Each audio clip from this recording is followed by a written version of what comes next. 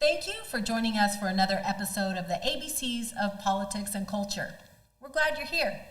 I'm especially blessed to be joined by my co-hosts, Charlie Meadows and Bob Donahue, both men of great stature, metaphorically and politically speaking, of course.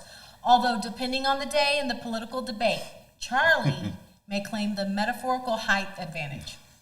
Here on our podcast, we try to do something that has become surprisingly rare in modern politics. Slow down, talk about ideas, and occasionally even laugh at ourselves while we do it. Politics and culture can be serious business, but if we can't keep a sense of humor along the way, we probably shouldn't be trusted with microphones. Today, we're honored to welcome a guest who has spent a good portion of his career making sure that government works the way it's supposed to, or at least trying to nudge it in that direction. Our guest is Jason Murphey, publisher of OklahomaStateCapital.com, a Substack publication dedicated to giving Oklahoma voters the information they need to hold their elected officials accountable. And let's be honest, that's a public service that probably keeps more than a few politicians awake at night. Jason's own record of public service is substantial. He served 4 years as a city councilman in Guthrie, and then 12 years as the state representative for Oklahoma's House District 31. During that time, he chaired the House Government Modernization Committee, where he led efforts to improve transparency, reduce government spending, and consolidate bureaucracies. 3 things that are challenging in government. Mr. Murphey is also a third-generation lifelong resident of Guthrie, Oklahoma's first, and as some here might insist, still the best capital city in the state. He lives there with his wife, Relia, and they have 2 children and 4 grandchildren. So if he checks his phone during the show, we'll assume it's not a breaking political scandal, maybe grandkids wanting to FaceTime. Jason has built a reputation for holding himself to a very high standard, especially in public service. And I won't steal too much from Charlie, whom I'm sure will want to talk about Representative Murphy's voting record and how he handled lobbyists. But I will say this from personal experience. When I was running for the Oklahoma State Senate, it was a grueling process just getting past Jason Murphy's legislative assistant. That office ran such a tight ship that if there were any bad influences trying to sneak in and pressure him, they had to get through a gatekeeper that might have made the Secret Service proud. So we're very glad he's willing to join us today. We feel honored. Representative Murphy, Jason, thank you for joining us on the ABCs of Politics and Culture. We're glad to have you. Thanks, Jason. Yeah. So let me start off by saying I've known Jason since he was a snot-nosed kid that his wonderful parents brought him to meetings, and I'm guessing you were about 8, 9 years old, something of that nature. So I've known him for a very long time. He's a remarkable person. I will say this, that during his 12 years in the legislature, he's the only person that's ever had 12 years with a perfect lifetime score of 100 on the Oklahoma Constitution newspaper's conservative index. He's famous for trying to reduce the size of government, to make it operate more transparent, more efficient.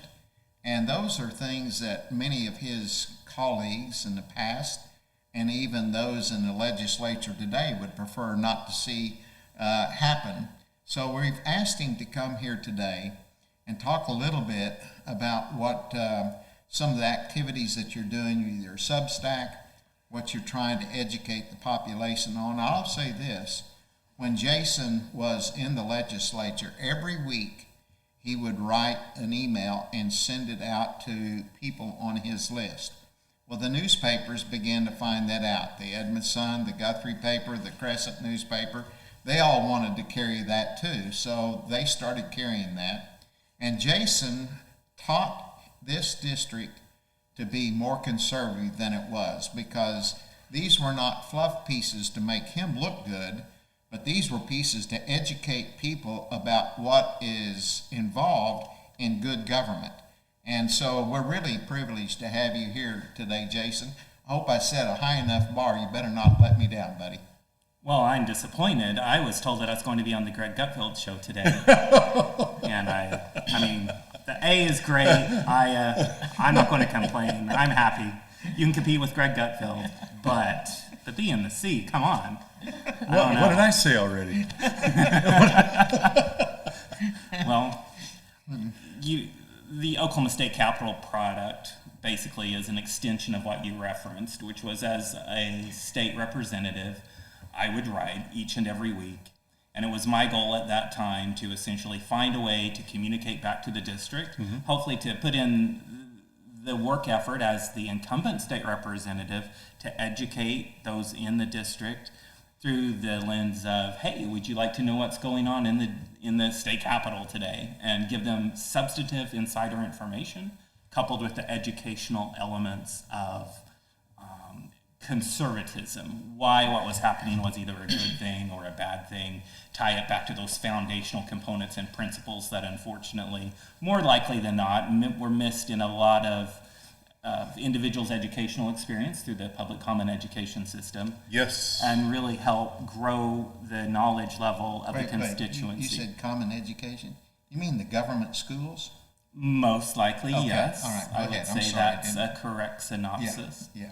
And so to this day, now, as I've chosen to get back involved a bit through OklahomaStateCapitol.com, it's also doing those regular, mostly weekly, maybe even more frequent updates, and doing a little bit of that same, explaining what's going on behind the scenes, and then telling the reader why it's important, but also giving them that dopamine hit of, hey, this is something I never knew before. This is something that allows me to maybe explain what my gut feeling was telling me was that's strange, but I don't have words for it. And so I give them those words.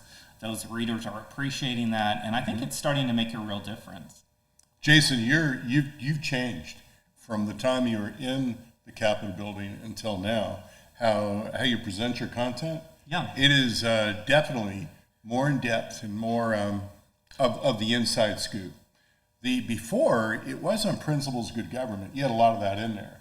Now it's far more the insider information. Do you feel freer now that you're no longer a state legislator to actually speak about the deepest parts or aspects of what's going on at the Capitol? Is an incredible question. The answer is yes, I do. The challenge with the time and place when I was there was what I called the first generation majority Republican. And that group had a culture that's very different from what I call the second generation majority Republican culture. I think if I were in this second generation, I wouldn't be able to advance conservative principle like I was in the first. They were open to that. They still had a sense of needing to deliver in the terms of conservative principle back to the constituencies. Sure. And I was able to help them do that. But as such, the caveat with that goes that if a person is 60% of the time on board for that mission, 40% of the time they're not, good judgment suggests that I not often talk about the 40% of the time, or else, we may flip that to the other way around. Right. And so Let me I ask- cross that line from time to time, I would say, where I would say things that would have repercussions both to me and conservative policy. I think it actually swung a speaker's race once. And as I look back on that and say, could I have done something different? Those two updates when I exposed that particular problem, which needed to be exposed, I was the wrong person to expose it. It had very long-term consequence. Now I still have to use good judgment. It's not always in good judgment to expose the actions of those that are there a majority of the time in terms of good votes and good policy. But if I get to the point where I can't provide the truth and the insights that I need to provide, then what service am I offering? So it's still a continual balancing act. Yes. Charlie? Jason, wouldn't you say that the legislature was a little more conservative when you were there than it is today? The House, not necessarily the Senate, but the House. There's no doubt. In the era of dark money, with the dark money special interest groups, and in the era of Republican supermajorities, and in the era of social media, what we find is policymakers have the attention span of a teenager on TikTok. They cannot focus. One day they'll talk about Doge and conservatism, and the next day they're authorizing a new government commission to spend a lot of money, right? They have no sense of being able to focus. It's the ADD era. Both governors stood as that way and are the legislators. In our era, we would have some sense of purpose and mission that could at least last the 4 or 5 months of session without everyone losing focus. Then there's the dark money. The dark money does not advance conservatism. It advances what I call legalized corruption. I normally say in policy terms, whenever you see an acronym, that's probably legalized corruption. Fear the acronym. And in the era of dark money, we're seeing what I call the era of corporate welfare on steroids. Hundreds of millions of dollars in single bills advancing through the legislature with 3, 4, 5 days notice max. It's incredible legalized corruption. And that just rips the souls out of those second generation lawmakers in a way that you can't put it back in there easily. Once they go to that level, getting them back is heavy, heavy lift. And then because they have supermajorities, they don't feel like they have to deliver the deliverables back to their constituent. So if you look at any given legislator now who's running for re-election, their consultant is dropping the usual bullet points, consultant poll tested, that you probably won't see one very important bullet point, which is cut wasteful spending.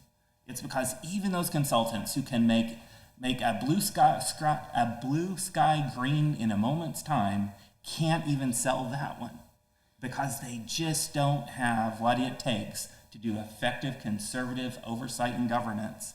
And it's just who they are in this current era. And that's very different than the era I was in. When I was in that first generation majority Republican group, they felt they still had to deliver. They had a culture that allowed them to at least try to deliver.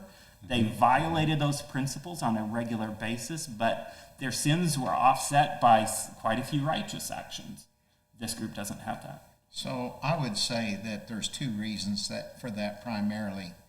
One is term limits. Now, term limits brought that first group into power, but once they termed out, it was not as conservative a group that came in.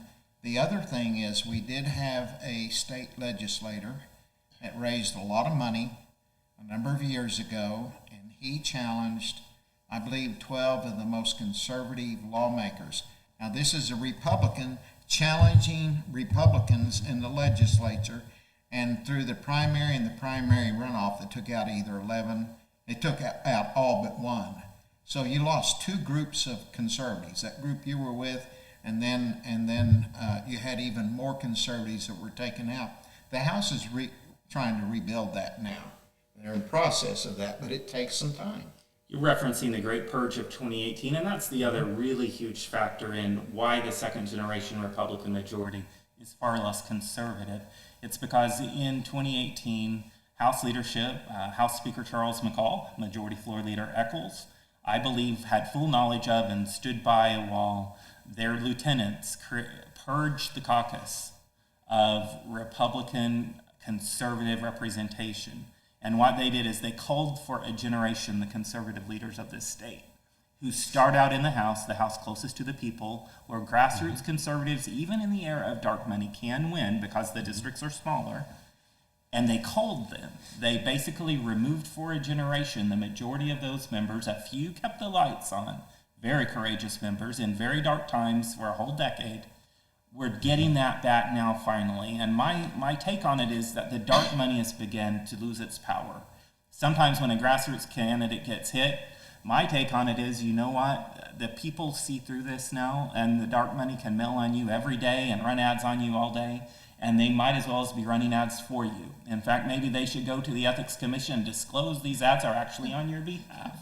Because the viewers start to see that, and the dark money is losing its power. So much money there. Jason, you mentioned the idea of, I'm forgetting your exact verbiage, but the idea of legislators come along and they get drawn in. I believe in one of your emails a number of years ago, you called that palming.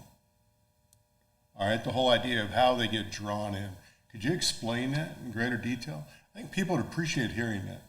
Yeah, it's technically pawning. Or pawning? Yes. Okay. And so the idea is, when you look at lobbyist gift giving, the freshmen are usually the targets of that. So when you look at the top 10 list, there are people who thrive off of shaking down lobbyists for largesse. But where the lobbyists really want to be, they want to be pulling in those lawmakers who are fresh meat to them. And so with each new class, immediately those lawmakers become a target and they just get drawn into the system. Other lawmakers do the same. And so I infamously wrote an article, one of those articles we talked about that wasn't quite too popular inside the Capitol building, called Pawning the Freshmen. And my take in that article was made when I was on the House Appropriations Committee in 2017. House leadership was driving hard to betray Republican values, time and time again, they were asking for tax increase votes.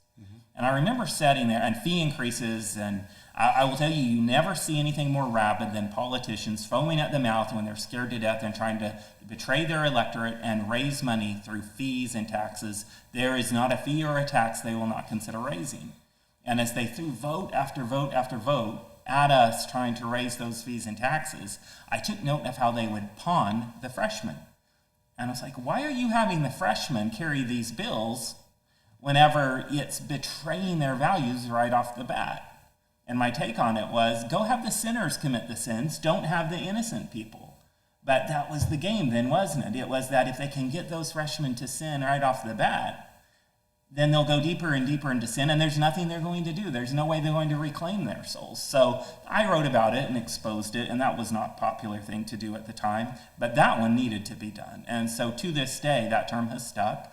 There were eventually some legislative members who took pride in that, and they would wear pawns on their lapels. Oh, seriously? After I was gone, but they would, even after I had left the building, they took pride and they embraced it. They supported this process of stripping brand new legislators, well-meaning people just getting elected, and reducing their values, moving away from principles of good government. How do they justify that? What is their rationale for believing that this is the right thing to do for Oklahoma?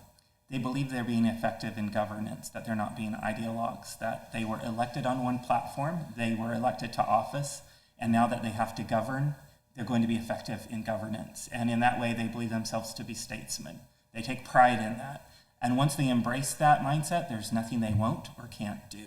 And much of that involves following leadership, what leadership wants done, would you say? They also can't admit that they've been pawned.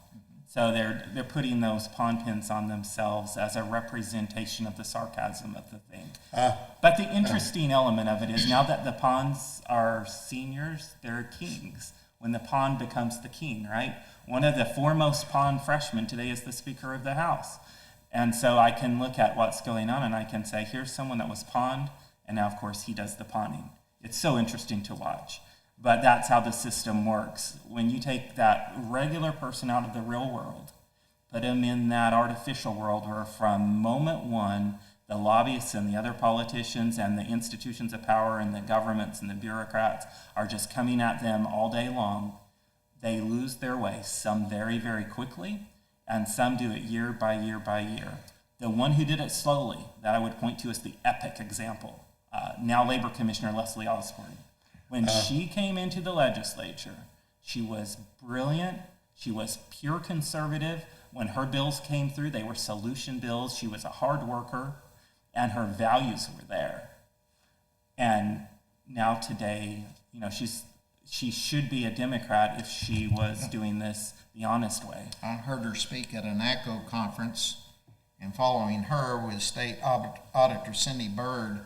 And after two of them spoke, I went up to the executive director of ACO, and I said, it sure was nice to hear a conservative rather than a communist. And she is following this far from what her original principles were of anyone I've ever seen, I do believe. There was a divorce involved in that. I don't know if that had much of an effect. My take on it was she became very close to the bureaucracies, Yeah. and even would have friendships that I think started to influence how she viewed public policy. But she didn't come into the legislature and give into all of those pressures. Yeah, at first she wouldn't go out to dinner with people. She and was things incredible like as a that. legislator, Yep. and actually held many of those conservative beliefs up until Yep. the end when she became the appropriations chairman. But that was in a down budget year, and I think there was an element of fear of not being able to deliver a balanced budget that drove her, and all of those factors built on each other in a way that's just the most fascinating psychological thing to examine, just as a way of understanding it, so that as we train and prepare future third-generation majority Republicans, we can point to the cautionary tales. And those are tremendous opportunities if we simply take the time to analyze them, ask what went wrong, look at the good people did, and understand that you can't you can't overlook the nuances of all of these things and look at what the outcome was ultimately and say, how could that have been prevented, or what difference could be made? And of course, that takes me to what I always view as the ultimate solution to this, which is educating those who would run for office to draw lines in the sand before they go into that environment and that assault starts. And obviously, the foremost way to do that is just to make that commitment. You know what? I'm not going to live that Oklahoma City nightlife. I'm not going to take money that isn't mine from those who have a vested special interest as defined by state law, and I'm not going to accept campaign contributions from them either. And that commitment, called the abstinence pledge, the abstinence from impropriety, it is something that many professions take as it relates to those that receive benefit from the conduct of the professional in the position. It should be no less for a legislator, and my strong encouragement to anyone that's watching that wants to get involved in helping good candidates win, only help those who make that commitment. Because to help those who won't make that commitment is to do a great disservice to that person.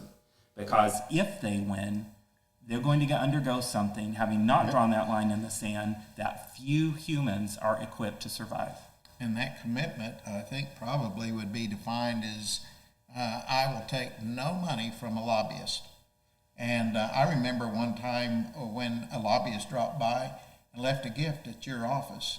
It took you time to find that lobbyist, give that gift back to him, and then I think you put a sign on your door, no gifts from lobbyists.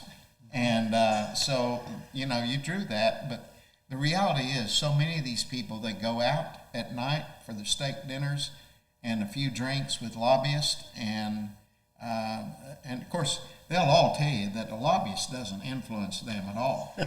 Every one of them will tell you that. However, the truth and reality is lobbyists wouldn't spend hundreds of thousands of dollars every year on candidates if they didn't realize it would influence them to some degree. Well, allow me to cut off Aya one more time and ask if you have a question, Aya. Well, We've been I so can't busy believe doing I'm this. going to play the devil's advocate, but of course y'all were calling me a liberal last week. So It's my just question Bob. is, as Bob, I guess. Why am I sitting by you? And Charlie told me I had to. Because we're still learning our ABC. ABCs, right? I guess, I've heard some of the legislators talking about the big money always winning. And my question would be, just because I know the kind of willpower I have, okay, I could easily accept $20,000 from someone and not vote their way. I mean, I could do that. So when we're looking at the flip side of trying to finance a campaign where, we had last cycle we had a $2.2 million race that was beat by like a 400,000 or something. So my question is it not possible to do that? It isn't that it would be impossible.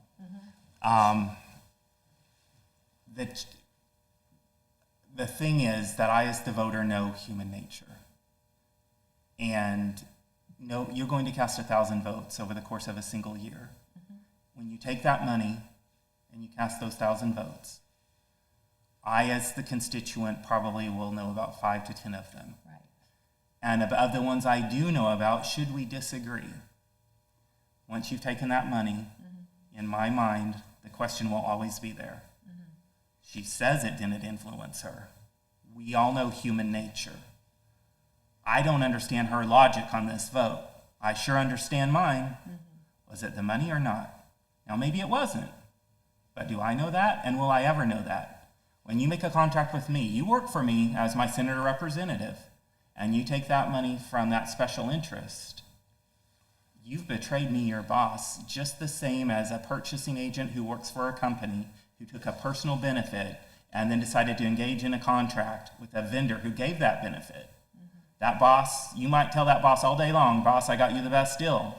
That boss will never accept that logic, and nor should he. I can do no less as a voter. So maybe you're the one, in my view, the one in the very few that can hold that line. That truly in your mind, when you cast that vote and you go against that person that invested so much in you, knowing that they won't do it next time, and knowing that very likely if you thought you needed it the first time, you'll probably think you need it again to get reelected. When you cast that vote and you're trying to convince me that somewhere in the back of your mind wasn't that calculation, when I cast this vote, I'm going to actually have to do twice as much work to get reelected because that huge mega donor, they won't be there this time. Human nature suggests that to some extent, you're going to make a balance. And what is that balance? Well, maybe you'll make up a story to go tell them, hey, 1,000 people in my constituency called me. I can't be with you, but I'll be with you next time, I promise. Maybe that's how you'll handle it. Who knows, right? But the gist of it is once it goes to that level, there's no honesty anymore. It's politics. It's the game. It's the making up the story. And what we've got to have is that pure representation. Okay, allow me to be devil's advocate then, based on yours. It seems to me we have a lot of absentee bosses. The voters will vote for somebody based on the stump speech and all that, everything they see in the ads and all, but then they don't follow up and they don't actually know the voting record. Right. They don't know what their employee is doing, right? So it's how to fill that gap. How to fill that gap, because so many votes are against what people would want. Yeah, that's kind of what I wrote down too. I feel like the only way to really balance this is that the public actually is made aware.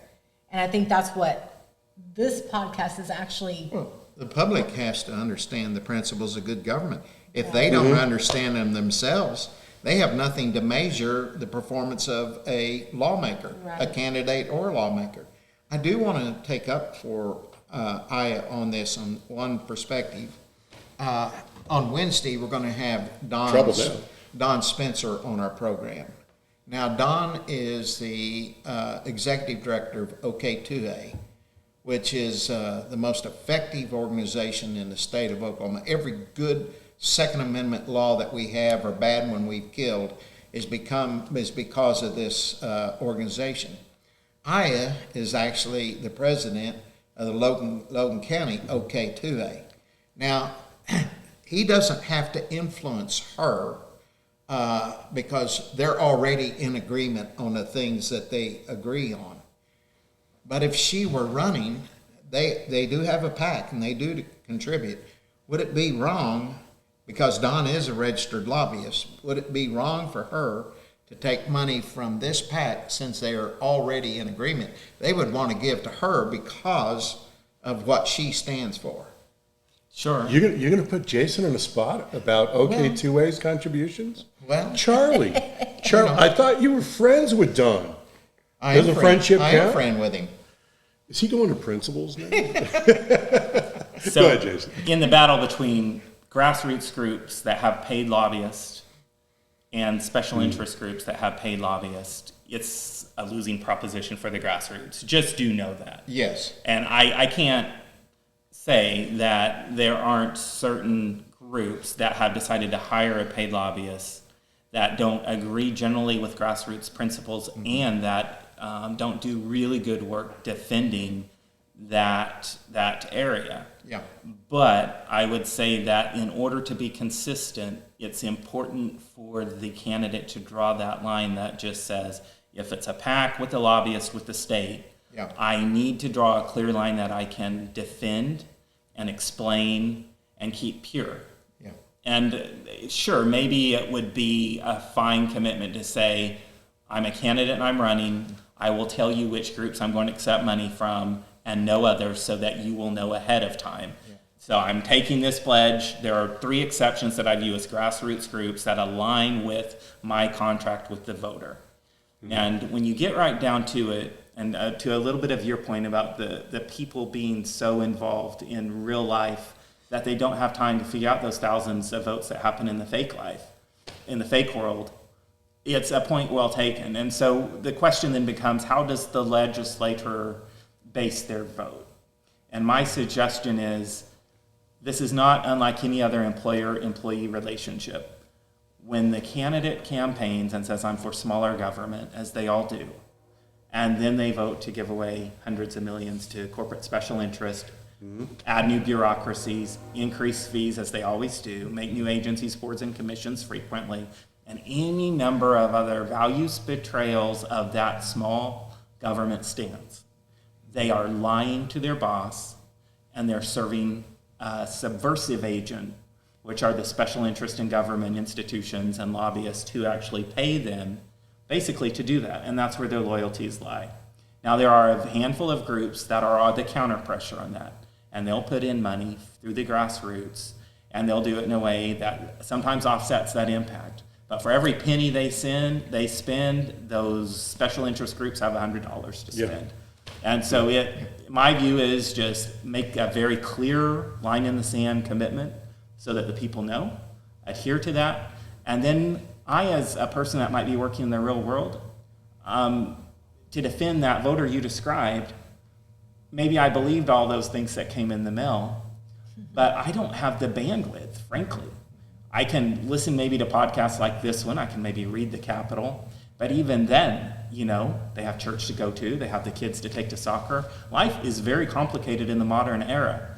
So at the end of the day, if government is going to be this big, it's just going to be very hard for the voter to even know.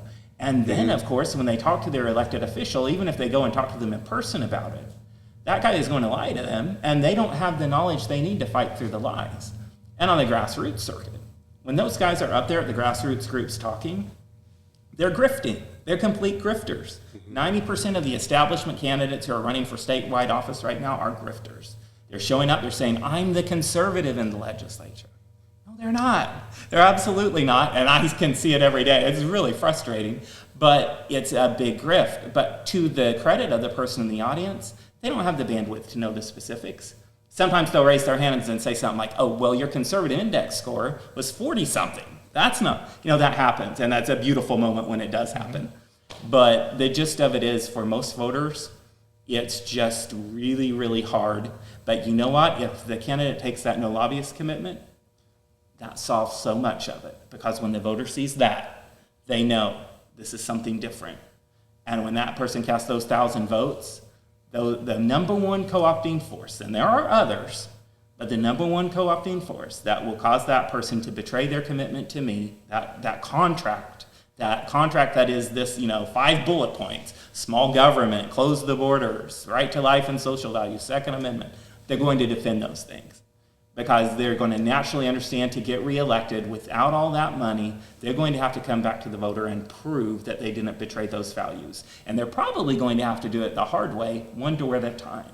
So when you hear an otherwise mostly conservative lawmaker tell you, I would make that commitment, but I can't do it because I won't be reelected if I don't take the lobbyist money, what they're really telling you is, I'm lazy.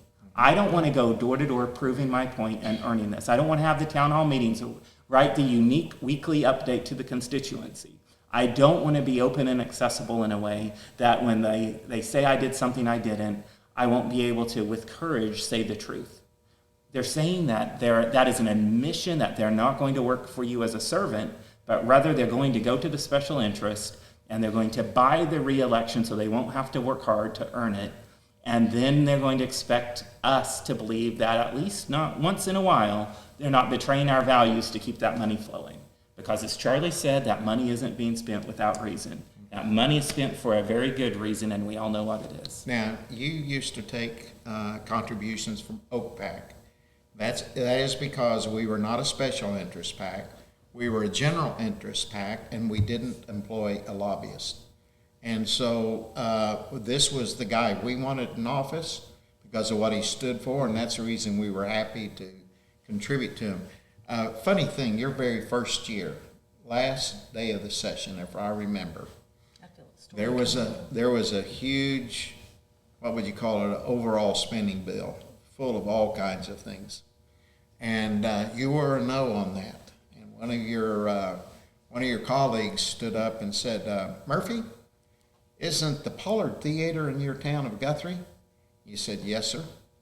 Well, there's funding in here for the Pollard Theater. Are you telling me you're going to vote against that? And I think your reply was, I don't vote for port funding. You voted no on that. Next day, headlines in the Guthrie newspaper, Murphy votes no on funding of the Pollard Theater. You withstood that. And you never wavered on it. You told people, I don't vote for pork spending. if the Pollard wants funding, they need to look to Langston University and see if Langston will, in their theatrical program, if they will, through that program, bring some funding to the Pollard. But you were not going to vote for that. I may have butchered that up a little bit. You can correct me there if you want to. But it was really a principled vote. A few days ago. And, Yeah. So It just is correct, and the district, there are people who believe, just as they believe you have to take lobbyist money to win, they believe that you have to vote, it's called voting your district. Vote, maybe you're conservative in your votes as they apply to other districts, but once it's your district, well, you better vote your district. And that was an early test of if I would play that game, and by not doing it, it helped me so much to have the credibility to advance conservative policy in subsequent years in ways I couldn't have seen. But that was an early test, and had I said, you know what, all that other pork you guys are doing, man, you're going to bankrupt the nation and the state and destroy the greatest republic in the history of the world, which they are, by the way. But the gist of it was, if I did it for my district, I was just as bad as them, only I was worse because I wouldn't play the game and help them do it in theirs. Now I was a hypocrite and all that. So I didn't do that. And I'll tell you, if you think that's interesting, and the district stood behind me on that, I don't know that I ever lost a precinct in another election after that point, including the ones that had the people that were most addicted to that particular pork spending. So it worked. you talk about working hard. I'm pretty sure that even in your non-election cycles, you would go out and knock doors some and communicate with the people, besides sending the email to all of them, and all the newspapers kept covering your information. And in addition to that, some of what you wrote, not everything, became so popular. You were making, like the McCarville report, they were referencing things that you said, and this is a statewide report that goes out named after a very famous big-time radio talk show host. And maybe the Oklahoma Journal or whatever the business paper is called, I forget what it's called now. But they would print some of your stuff sometimes too. It made so much sense. It was so good. Yeah. And One quick add-on to that, a modern day deal, just incredible. Pollard Theater, I don't know, let's say it was $100,000 earmark. Just to put into perspective, size and scope of what we're dealing with now, and to point to another local state representative in the current day, Molly Jenkins, represents the east part of Logan County and much of Payne County. $250 million in a single port project. And just, it's hard to, you just have to take a moment to understand the size and scope of that. $250 million in a pork appropriation for a single building in her district. And Was she that voted no. a data center? It was an OSU veterinary science building. Oh, wow. Well, and she voted no, huh? Voted no, probably was what got an opponent recruited against her. This will be a verdict on this principle, both this and the no lobbyist one, because she doesn't take that money. The most incredible moment of courage you can imagine to say, and by the way, her predecessor representative, one of them, very tied to that program, working against her quite clearly, brought in the biggest consultant in the state. The dark money has already gone to war in that district, and she is holding her own. Across the district now, the grassroots are sending her donations to help her get her message out. She's going to be the template for all of this. The most incredible race you can imagine. So I was at her meet and greet yesterday. Yeah. And one of my thoughts, in fact, I have it written right here, 100% others, Molly Jenkins. And I think we might have another 100%er when all is there's said no and doubt. done. Yes, And I'm absolutely. excited about that, you know, girl power good to and hear. all of Yeah. that. But yeah, I'm super excited about that. And the building that we had the meet and greet in was donated for her by a big name in the area. I mean, just to use that building will bring votes for her. So we need to really pray for that, Reese, Yeah. as well. Yeah. it is a retired veterinarian that was a liberal state legislator that recruited the candidate to run against her at this time. Fountain Hall, yeah. And no, No. Isn't Fount Holland not in No, his? a retired state legislator who was a veterinarian is the one that recruited the candidate to run against Right. Molly. But Now, didn't you Fount ask Holland- him at our meeting Oh, who yeah, his yeah. campaign consultant I was? said, who's your consultant? Out loud and everything. Yes. And, Real loud, real and then he- loudly. Somebody's got a and he front-end said, lobbyist, right? Camp. And I said, well, isn't that Fount Holland? And he said, yes. So, in my estimation, Fount Holland is one of the most corrupt consultants in the state of Oklahoma. He's very skilled. He's a wordsmith, in my opinion. He has no problem with lying on what he writes about people. And he started off very good, but the love and lust for money, I think, corrupted him also. Well, talking about the idea, Jason, you mentioned a couple times the idea of 1,000 votes and the whole idea of limited government. I would dare say part of the solution is for those of us who are voters to reduce the responsibilities and burdens that we actually place on our state legislators. They only have a few minutes, it seems, sometimes to actually evaluate a bill to make a decision on whether to vote for it or not, because there is so many in so many different areas, and they need to be, they need to be up to speed in all these topics. And how can they be, even though they're about to vote on them? It's just too much.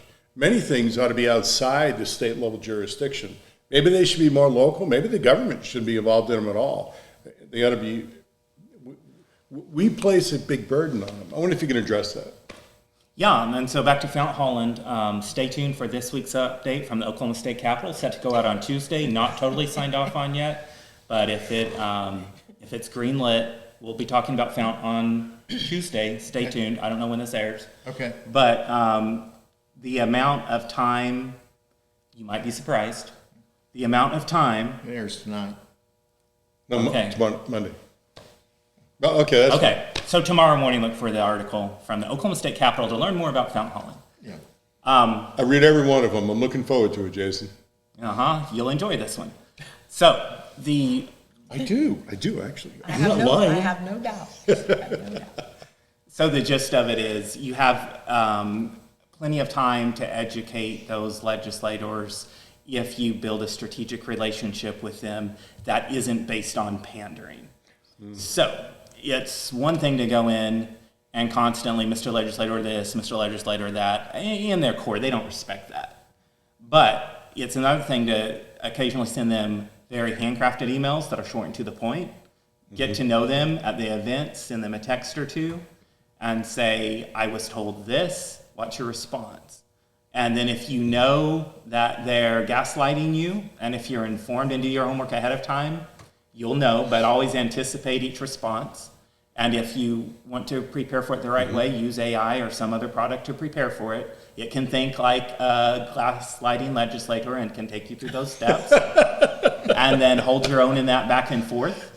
They may go cold on you thereafter, or they may not. But also try to make sure that when they do a good vote, especially if they're in a vast minority on a bill that was clearly wrong, then whenever that happens, affirm them with that vote. Even if they're mostly going the wrong way, view it as a tug of war and just understand that when your side gets a little progress, document it, get back with them, say, Mr. Legislator, I know you took a courageous stance, voting against this fee increase, this creation of a new agency, this corporate welfare giveaway, whatever it is.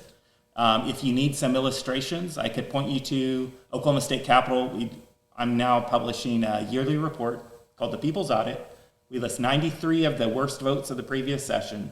So you can, that's a pretty big percent. And so you can look through them and you can catch some of these votes where maybe your legislator was courageous. It'll give you some material to use to make sure that once in a while you're going to them and saying, thank you. And that's very important. But make sure that when you're going to get gaslit and you know it, you know how they do their skill and craft and you're ready to hold your own and do it in a polite way that never gets argumentative. When it gets that way, disengage. But don't hesitate to go back, even when you're criticizing their vote. And what that also allows you to do is hold your own in public. So legislators detest people that to them and in their presence are afraid to say what they think, but then the word gets back to them that on your social media or down at the local grassroots group, you're criticizing them on a vote that you didn't have the courage to hold your own to them in person. Well, that's gossip. You just define gossip.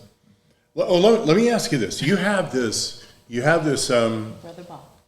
this measure now where you evaluate legislators' votes and where they differ with leadership and how often they do. And you actually rank that by percentage. Can you explain that? And so using the Oklahoma State Capitol as the Substack itself to educate the readers has been a really neat tool. But what I also wanted to do is to add on additional tools to that. So I can build the readership and get attention by delivering that inside information, but also give people what they need is that they can say very specifically to their state legislator, I think you're part of the problem. And so those reports are those tools. One is called the Capital Conformity Index, and it measures how often they just mindlessly hit the green button. The context there is if in your business world or your personal life, you said yes to, 92% of the people that ask you, hey, would you like to buy? Or hey, would you do this or that? You would go bankrupt immediately. Sure. You would fall for every scam, for every sales pitch, you name it.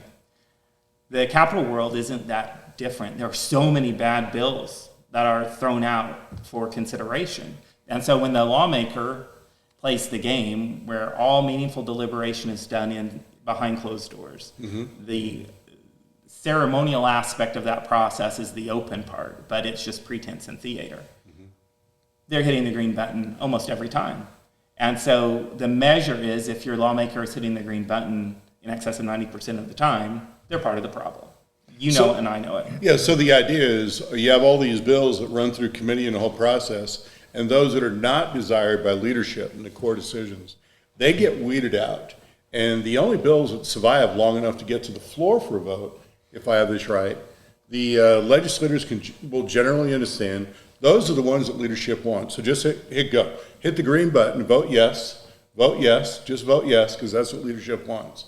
And then, of course, they run out to the next chamber. Is that the idea? They know, just vote yes. To vote no on a bill, generally speaking, is a challenge to leadership. Correct. The system is set up so no bill gets life without in some way leadership acquiescing to that fact in a closed door, behind closed doors decision-making process. And so that's the problem with that centralized power. And at its core, we don't change the system until there's transparency and until that open process actually means something. So committee chairman that can't just kill all bills because, the floor leader who can't just kill all bills because, the speaker who can instruct those two to just kill all bills because. And so what that does is when they have that power, it takes the decision-making process away from the elected representatives of the people and vest it with about a handful of powerful personalities. That's an awful system. And when that system exists, open, transparent government by which representatives can truly be held accountable doesn't happen, because at the end of the day, if there is a really good bill that needs a vote in order for the people to know where their representative stands, it's very easy for the system to ensure that no vote ever happens. Right. So how do we, the people, change that? I see the concentration of power. It seems to me there's a way for us to change that. What do we, the people, do? The most important vote that happens, and the vote that you have to hold your representative accountable for, is pretty much the first vote. And that's when the House and the Senate come into session and they vote for what's called the rules resolution. This year in the House, it was House Resolution 1002. And when they voted for that, it was one more in an ever-increasing degrading of transparencies in a way that meant that there was more centralized power, less transparency than ever before. And it's been that way probably for the last decade. Every new rules package is worse than the one that preceded it. When the first generation majority Republicans were there, they knew that it needed to be the reverse, that every new rules package needed to be a little bit better than the one that preceded it. But unfortunately, that incrementalism went at too slow a pace. In 2014, it ebbed out. A new speaker came to power who did not adhere to those principles. and they started down a very dangerous path that they've been on ever since. But if your representative, as most did, voted for House Resolution 1002 to start this year, they were part of the problem because for the first time there was a counter proposal, House Resolution 1001, also known as the GAN plan. And what the GAN plan suggested was that the legislature should open up and that every representative, because they are a representative of the people, should have at least 2 pieces of legislation which they would receive a guaranteed vote on in committee, and if passed in committee, on the House floor. Title on, live round. What that would do is it would force representatives to man up and vote no on bad proposals, as opposed to hiding behind leadership's ability to ensure they never have to vote on them. But also, on good proposals, the people would now hold them accountable. Yep. That would be transformative. And so by accepting 1002, the House rejected 1001. If your representative did that, they're the ones who enabled the ongoing lack of transparency, darkness, centralized control, and a smoke and mirror system that makes no sense to an intelligent designer who actually had good at heart and good intention. Yeah, the GAN plan, named after State Representative Tom Gann. It deals with the rules. It is something we can ask our state legislators about. What about the rules? How many votes did he get? Elements of the GAN, so that leadership would not put the GAN plan on the floor for a vote, surprise. But elements of it were introduced as amendments to the House speakers, and those were tabled. They were not recorded votes. Lawmakers seem to believe that they were being recorded, and we can kind of tell who voted how with a screenshot. But at the end of the day, probably the cleanest way to hold your representative accountable is just to say, if they voted for 1002, then they enabled the Frankenstein system that we do have. Yeah. And also, I actually think that's the second commitment you ask for your candidate. Once you ask, will you take the no lobbyist pledge? That's the most important. The second one is probably, will you commit to not support any rules resolution that at the very least guarantees votes on legislation based either on every member gets a certain number of guaranteed vote bills, or maybe if there are a set number of co-authors on any given bill, then that bill gets a guaranteed vote. So if, say, 10 co-authors sign on to legislation, that's a pretty good standard to say that it should get a committee and a House vote. Something along those lines. So probably we're going to wrap it up here. And when session is out this year, it's just 3 or 4 weeks before the election and the primary. And most of the important races are taken care of in the primaries in Oklahoma now. General election, Democrats are so far out of power, it's irrelevant. But what I'd really like for you to do is come back, say 10, 15 days after the session is over, and tell us who performed well and deserves to be reelected, and tell us who performed poorly, and if there is potentially a better candidate, that we might vote for those better candidates. I think you can probably expect that at the end of the day, there will be about between 5 and 10 representatives who I would say need to be supported in their reelection effort, and the rest, 90% simply need replaced. Yeah. But good to have names. It'd be good to have names. We will have a lot of open seats this year because there's a lot of people not running for re-election or are termed out or something to that nature. And I do something with the help of some other people. We vet candidates now, and we do it in a better way than we've ever done before. So not only do we try to determine what is actually in their nature, their heart, and their level of understanding. I would just say this: we have vetted well over 500 candidates for the legislature, and of those, maybe 15% had a conservative ideology well developed before they came before us, and maybe only half of them got elected, and another 15% had a conservative ideology halfway developed, and maybe only half of them got elected. The rest of them don't have a clue why they're running. They're either a Republican because their daddy or their granddaddy was, or Bill Clinton and Joe Biden and Barack Obama said something they didn't like, so they became Republicans. And then we have another problem, too. The Democrats have realized they cannot win seats outside of that small number that are safe Democrat areas. So you've had a lot of Democrats re-register as Republican so that they can run and get in the legislature. And they may moderate their belief system a little bit from when they were Democrat, but by and large, they're still hold to that same ideology. So it's just, a fact of life. But Jason, thank you so much for coming today. You're very welcome. And one more time, how appreciate can people connect with you, Jason? Yeah. OklahomaStateCapital.com. OklahomaStateCapital.com. So thank you so much, everyone, for joining us today. As you can see, like Charlie said, Logan County is just blessed with great conservative leaders. On Wednesday, we're going to have the man that we discussed here a little earlier, Don Spencer, the president of the Oklahoma Second Amendment Association. So you'll definitely want to join us on Wednesday. Thank you all.